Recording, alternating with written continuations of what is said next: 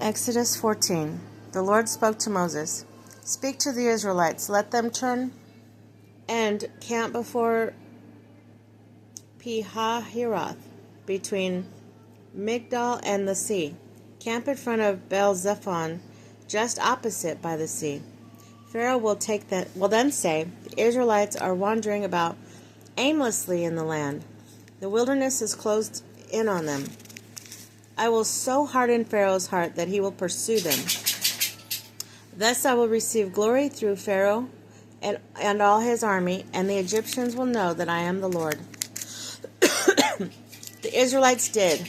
When it was reported to the king of Egypt that the people had fled, Pharaoh and his servants had a change of heart about the people.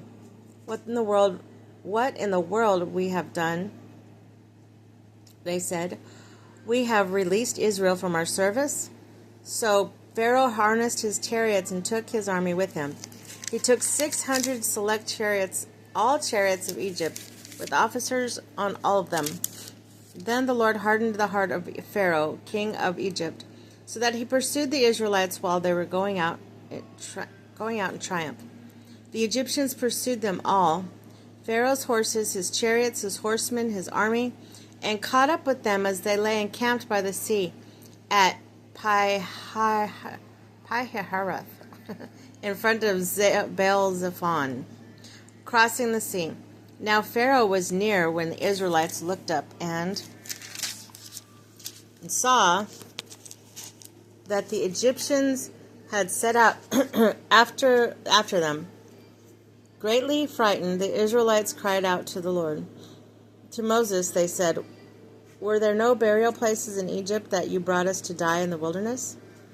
What have you done to us, bringing us out of Egypt?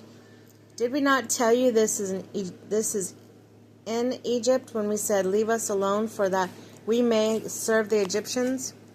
Far better for us to serve the Egyptians than to die in the wilderness. But Moses answered the people, do not fear. Stand your ground and see the victory the Lord will win for you today. For these Egyptians whom you see today will never see again. The Lord will fight for you. You only have to keep still. Then the Lord said to Moses, why are you crying out to me? Tell the Israelites to set it out.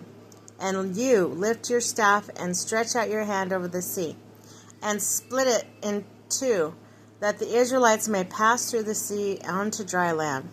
But I will harden the hearts of the Egyptians so that they will go in after them, and I will receive glory through Pharaoh and all his army, his chariots and his horsemen. The Egyptians will know that I am the Lord, when I receive glory through the Pharaoh and his chariots and his horsemen.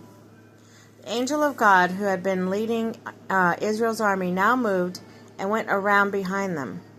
The column of cloud, moving from the front of them, took up its place behind them, so that it came between the Egyptian army and that of Israel. And when it became dark, the cloud illuminated the night. And so the rival camps did not come any closer together all night long.